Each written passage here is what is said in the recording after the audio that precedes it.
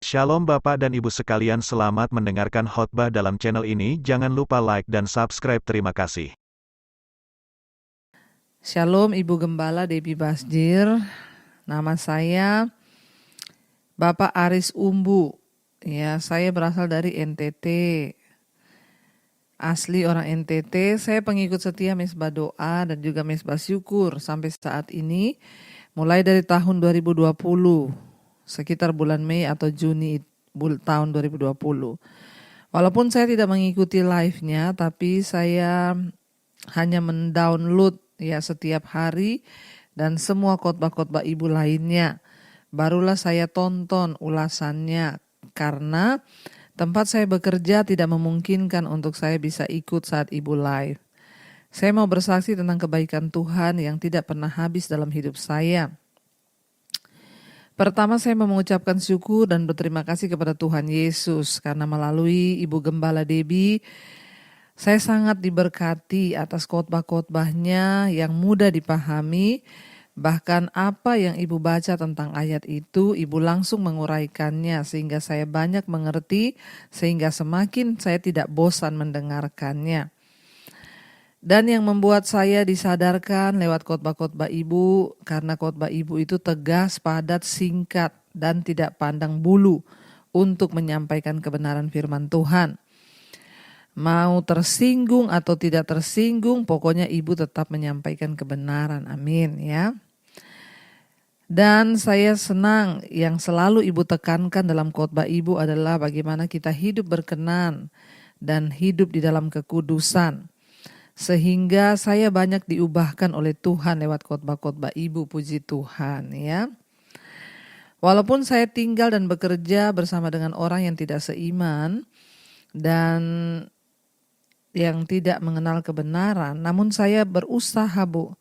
Saya berdoa meminta pertolongan Roh Kudus agar hidup saya sungguh-sungguh, dan saya mau niat untuk hidup sungguh-sungguh di dalam Tuhan. Seperti yang selalu Ibu katakan, ya, datang di kaki Tuhan, kejar perkenanan Tuhan.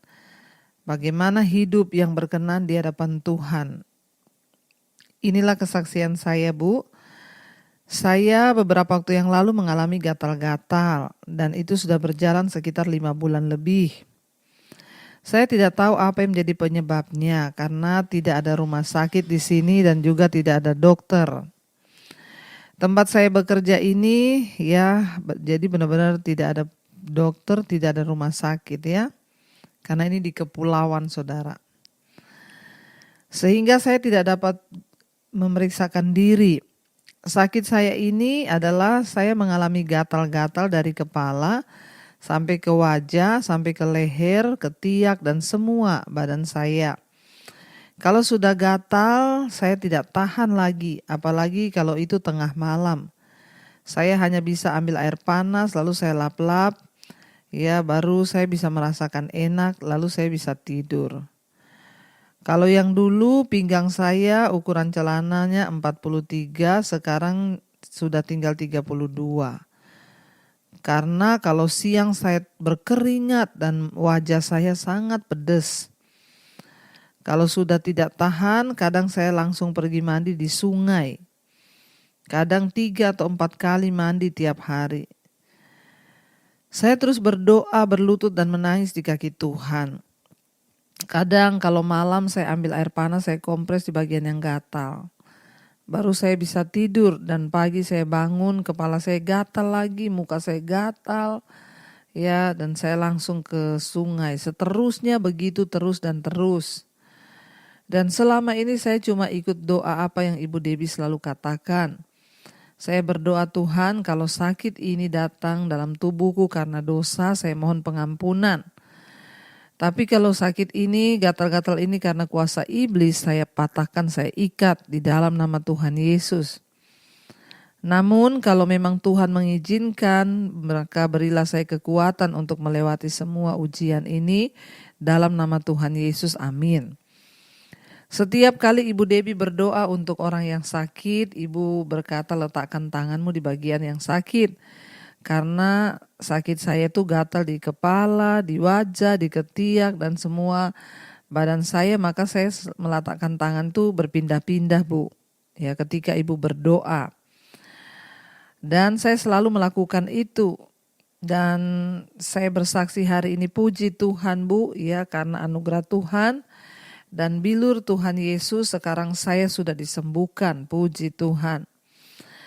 Oh iya, Bu, sekarang saya ini bekerja di negara Pasifik Solomon. Itu dekat negara Australia, ya. Saya bisa ada di sini itu pun semua karena kemurahan Tuhan. Lewat kesaksian saya malam ini, saya juga mau menyampaikan kepada kita semua jemaat Mezbah Doa, tetap setia mengiring Tuhan dalam keadaan apapun, senang susah, walaupun saat ini kita masih diizinkan sakit, tetap percaya pertolongan Tuhan tidak pernah terlambat. Doa saya, Tuhan memberkati Ibu Debbie sekeluarga, suami, anak-anak bersama tim pelayanan dalam nama Tuhan Yesus. Mohon maaf kalau kesaksian ini sangat panjang. Tuhan Yesus memberkati. Amin. Iya. Ya, dari Kepulauan Solomon di dekat negara Australia. Di daerah kepulauan. Saudara, ya, memang ini adalah salah satu tempat yang bisa dibilang terpencil, ya, sinyal juga susah. Tapi saya mendapat banyak kesaksian dari ya orang-orang Indonesia yang bekerja di sana. Mereka imannya dibangun lewat Mezbah Doa dan Mezbah Syukur. Mereka bekerja di kepulauan itu dan memang di sana juga susah untuk cari sinyal. Mereka mendownload ya khotbah-khotbah saya, beberapa orang ya WA kepada saya, setiap hari mereka itu sama-sama mendengarkan Mezbah Doa di sana. Bahkan ada beberapa yang di kapal, ya katanya mereka setiap hari mendengarkan khotbah Mezbah Doa dan juga Mezbah Syukur. Puji Tuhan, ya kalau firman Tuhan, kalau Mezbah Doa dan khotbah-khotbah saya bisa menjadi berkat dimanapun saudara berada. Ya, biarlah iman kita terus bertumbuh. Juga kesaksian malam hari ini, ya dari Bapak Aris Umbu, ya yang ada di Solomon. Ya, Bapak berasal dari NTT tapi sekarang bekerja di Kepulauan Solomon dekat Australia. Ya, terima kasih kesaksiannya, Pak. Saudara bayangkan kena sakit gatal-gatal yang membuat mukanya pedes, ya berkeringat, tidak tahan dan hampir 5 bulan sampai berat badannya turun hampir 10 kilo. Itu karena tidak bisa tidur nyenyak. Dan dia terus setia dan tidak ada dokter juga di sana. Ya mungkin bisa jadi karena banyak faktor ya Pak. Bisa memang karena air sungai yang kotor, cuaca yang Bapak tidak cocok, atau juga karena kuasa gelap bisa. Karena itu ya betul Bapak mengikuti ya doa yang sering saya katakan, kalau sakit ini karena dosa ampuni, kalau karena kuasa kegelapan patahkan, hancurkan dalam nama Yesus. Kalau memang Tuhan izinkan maka Tuhan akan beri kekuatan dan berdoa terus minta kesembuhan.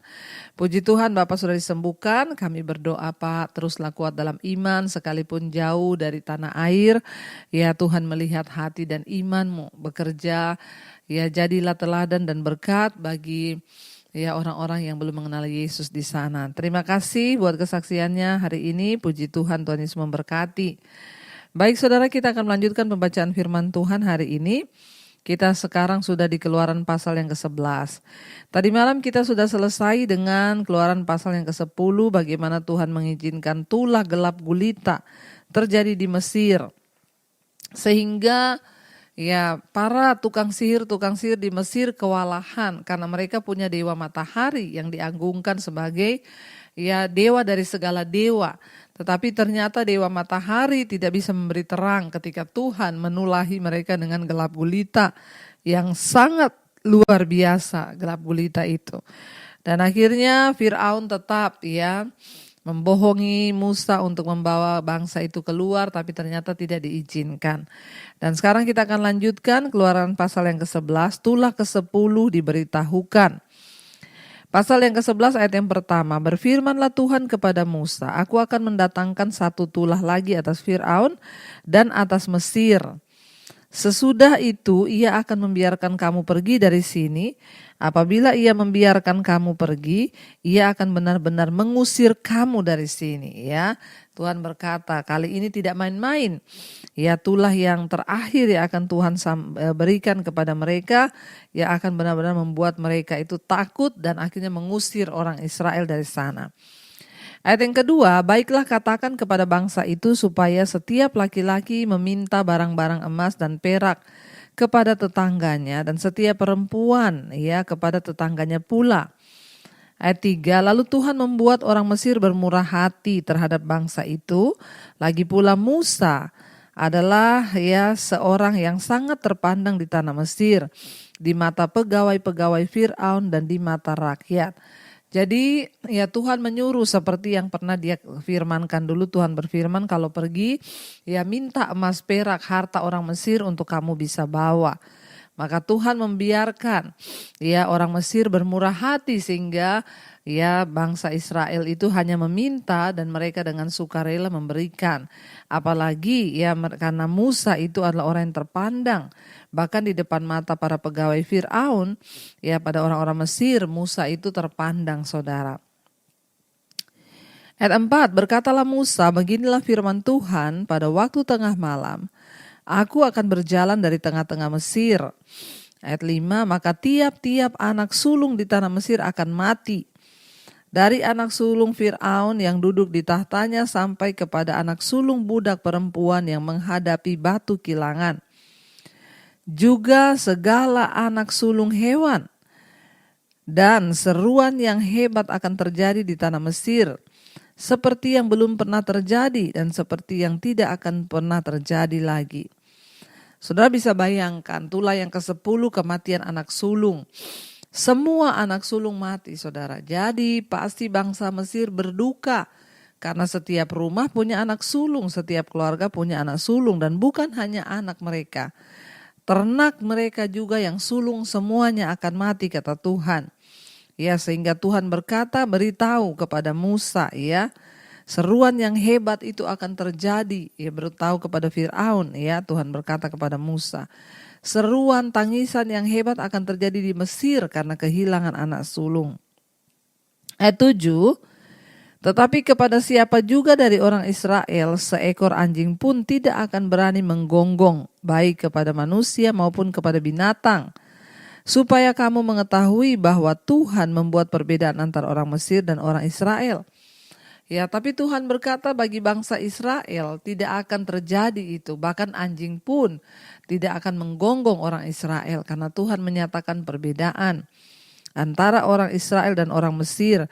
Orang Israel yang menyembah Allah dan orang Mesir yang tidak. Karena itu saudara hati-hati, ya selalu ada perbedaan antara orang yang sungguh-sungguh menyembah Tuhan, mencari Tuhan dengan orang yang tidak sungguh-sungguh. Karena itu mari kita memilih untuk sungguh-sungguh mencari Tuhan, ya. Ayat yang berikutnya dikatakan ayat yang ke-8, dan semua pegawaimu ini akan datang kepadaku dan sujud kepadaku, serta berkata, keluarlah engkau dan seluruh rakyat yang mengikuti engkau. Sesudah itu aku akan keluar. Lalu Musa meninggalkan Fir'aun dengan marah yang bernyala-nyala. Saudara, Musa disuruh Tuhan untuk memberitahu kepada Fir'aun bahwa Allah Israel pada saat itu ya akan membuat perbedaan menjadi sangat jelas. Tuhan menyuruh Musa ya menyampaikan itu kepada Fir'aun.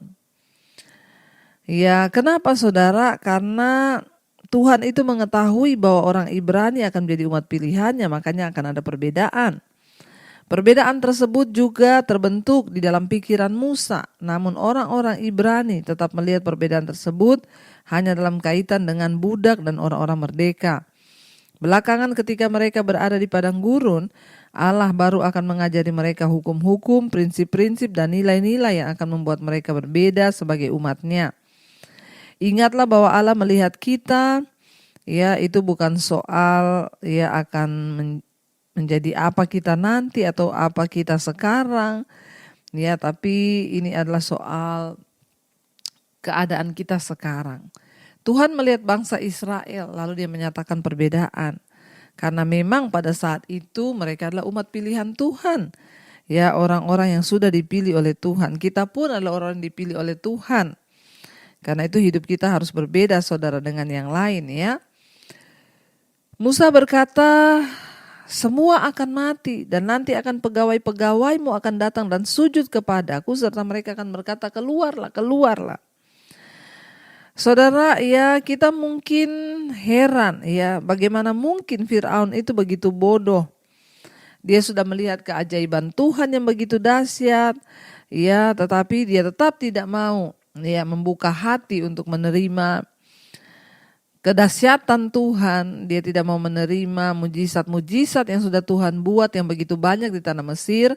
Ya, ayat yang ke-10 berkata, ya, Musa dan Harun telah melakukan segala mujizat ini di depan Firaun. Tetapi Tuhan mengeraskan hati Firaun sehingga tidak membiarkan orang Israel pergi dari negerinya. Ya, jadi kita melihat di situ saudara, ya, ayat yang ke-9, berfirmanlah Tuhan kepada Musa, Firaun tidak akan mendengarkan kamu, supaya mujizat-mujizat yang kubuat bertambah banyak di tanah Mesir.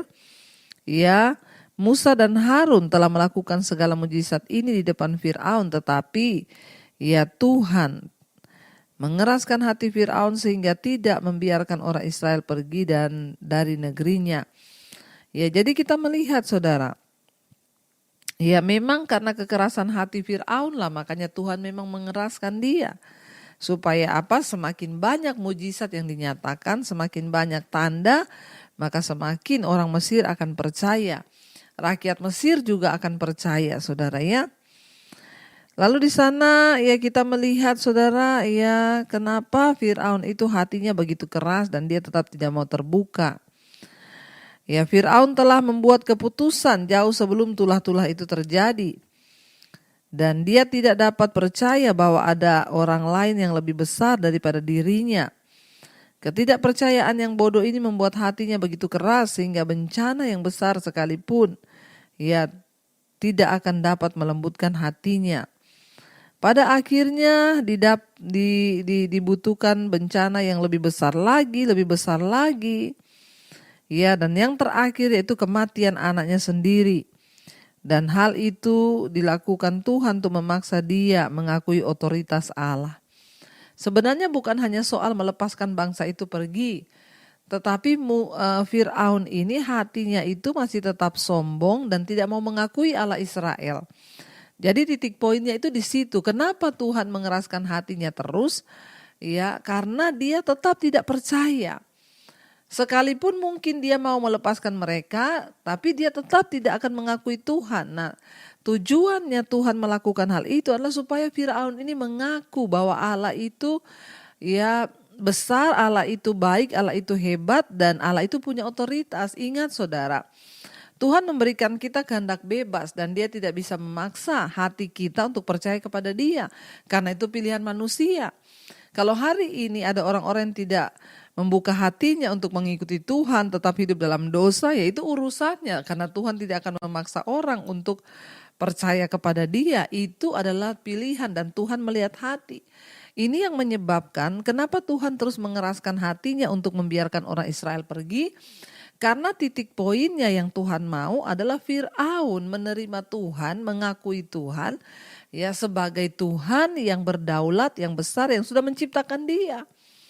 Ya, tapi ternyata tidak. Ya, dia tidak mau membuka hati untuk Tuhan. Jadi sebenarnya bukan cuma urusan bangsa ini pergi atau tidak. Kalau memang cuma urusan bangsa ini pergi atau tidak, Tuhan bisa menggerakkan hati Firaun, ya sudah biarkan mereka pergi saja.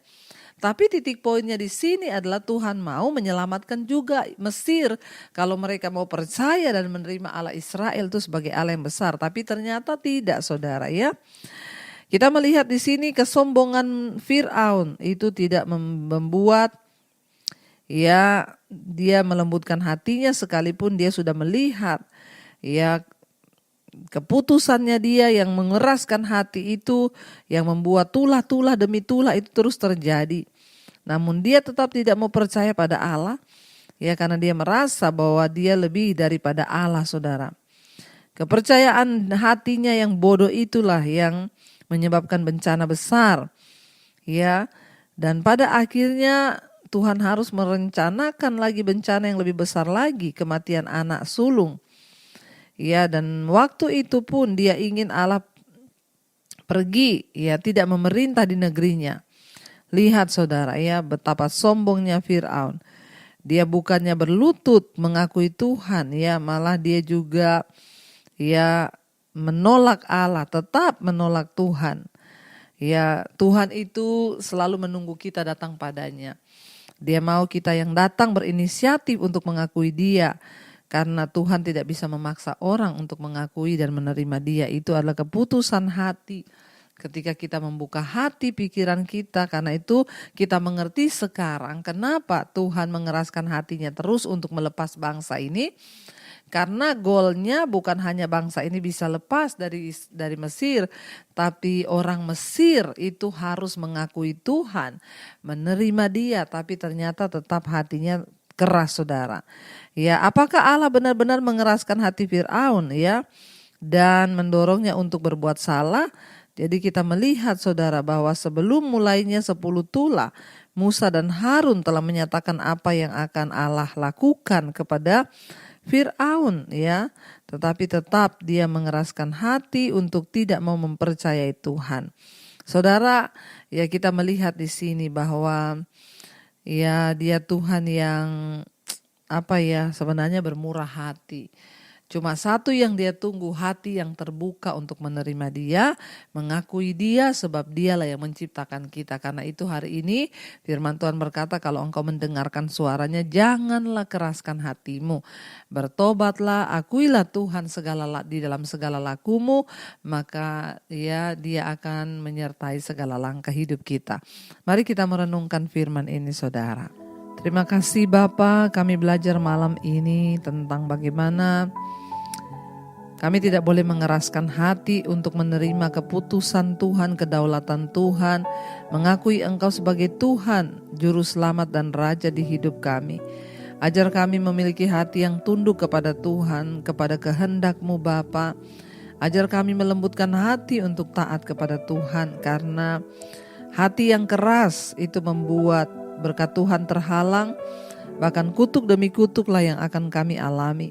Ampuni kami Bapa, ajar kami sungguh-sungguh bertobat, meninggalkan segala yang jahat, kenajisan, percabulan, meninggalkan segala yang tidak berkenan, minuman keras, judi, rokok, meninggalkan segala hal yang membuat Tuhan berduka, meninggalkan amarah, kepahitan, kebencian, meninggalkan kekhawatiran, ketakutan, kecemasan kami, kepahitan, dendam kami buang semua hal yang tidak berkenan itu, karena itu adalah salah satu juga tanda bahwa kami tidak mau takluk dan taat pada hukum Tuhan ketika kami hidup di dalam segalanya. Ampuni kami, lepaskan setiap yang terikat dengan dosa-dosa ini Bapa. Kami berdoa juga untuk setiap keluarga demi keluarga. Jadikan keluarga kami menjadi keluarga yang berkenan, suami, istri, anak-anak hidup takut akan Tuhan. Kami berdoa untuk seluruh keluarga besar kami yang belum mengenal Engkau, jamah dan lawat di dalam nama Yesus. Tuhan juga memberkati Bapa untuk setiap keluarga besar kami yang terbaring sakit hari-hari ini. Engkau jamah dan lawat Tuhan, berikan kesembuhan. Kami berdoa, mari saudara tumpangkan tangan di bagian yang sakit dan perkatakan, di dalam nama Tuhan Yesus kami percaya ada kesembuhan. Di dalam nama Tuhan Yesus kami percaya ada pemulihan. Tuhan memberkati setiap anak-anak-Mu yang sedang terbaring sakit di luar sana, jamah dan lawat, kami percaya dalam nama Yesus ada kesembuhan. Kalau sakit ini terjadi karena dosa, ampuni kami. Kalau karena kuasa kegelapan, kami tolak, patahkan, hancurkan dalam nama Tuhan Yesus. Berikan kami kekuatan untuk menjalani setiap proses di hidup kami. Yang sedang ada masalah keuangan, yang sedang ada masalah hutang piutang, tidak ada pekerjaan, Tuhan membuka jalan. Yang ingin menjual aset, Tuhan juga mempertemukan dengan pembeli yang terbaik. Bapa, Engkau terus berkati setiap kerinduan mereka yang ingin punya anak, bukakan kandungan yang tertutup dalam nama Tuhan Yesus. Engkau juga Tuhan yang terus memberkati Bapa untuk setiap anak-anak-Mu yang berkekurangan, Engkau mencukupi ya Tuhan. Kami percaya Tuhan tidak pernah meninggalkan setiap orang yang berserah kepada Tuhan. Kami berdoa untuk bangsa dan negara kami Indonesia. Lawatan-Mu tercurah bagi Indonesia. Dari Sabang sampai Merauke, Tuhan memberkati Bapak Presiden Jokowi, wakilnya, seluruh jajaran kabinet yang ada, TNI, Polri. Biarlah anugerah Tuhan turun, memberikan damai sejahtera, sukacita, memberikan kebenaran di atas bangsa ini, hingga bangsa kami boleh berjalan di dalam kekudusan dan perkenanan-Mu Bapa. Berkati dari Sabang sampai Merauke, Tuhan berkati bangsa kami, ampuni bangsa ini. Biarlah penduduknya berbalik datang kepada Tuhan, meninggalkan dosa-dosa. Berkati tanahnya, air, udaranya, iklimnya, diberkati penduduknya, diberkati pertanian, perkebunan, peternakan, pertambangannya, diberkati oleh Tuhan, sehingga Indonesia menjadi negara yang makmur dan dapat menjadi berkat bagi bangsa-bangsa yang lain. Tuhan memberkati juga Tuhan untuk semua bangsa-bangsa di 5 benua, Asia, Afrika, Amerika, Eropa, Australia, khususnya untuk setiap negara yang bertikai dalam perang. Tuhan, Engkau turut bekerja bagi Rusia dan Ukraina supaya ada keputusan damai. Biarlah nama Tuhan dipuji dan dipermuliakan. Ampuni setiap kami, biar kami hidup berjaga-jaga di dalam Tuhan, selalu dalam kekudusan, sehingga kapanpun Tuhan datang kami boleh diselamatkan. Terima kasih Bapa, berkati semua bangsa-bangsa di 5 benua, Asia, Afrika, Amerika, Eropa, Australia. Mereka yang setia berdoa, Tuhan menjadi jawaban. Kesembuhan, pemulihan terjadi di dalam hidup kami. Mari kita buka hati dan tangan kita untuk menerima berkat Tuhan. Diberkatilah engkau dalam hidupmu, diberkati rumah tanggamu, diberkati pekerjaanmu, diberkati kesehatanmu, diberkati keuanganmu, dan engkau akan menjadi berkat bagi banyak orang. Karena itu terimalah kiranya berkat dari Allah Bapa, cinta kasih Tuhan Yesus Kristus, penyertaan Allah Roh Kudus menyertai hidupmu mulai hari ini bahkan sampai kali yang kedua. Tuhan Yesus datang kembali menjemput kita. Namamu tercatat dalam kitab kehidupan. Dalam nama Tuhan Yesus yang percaya diberkati, katakan bersama, amin, amin, amin. Tuhan Yesus memberkati. Shalom dan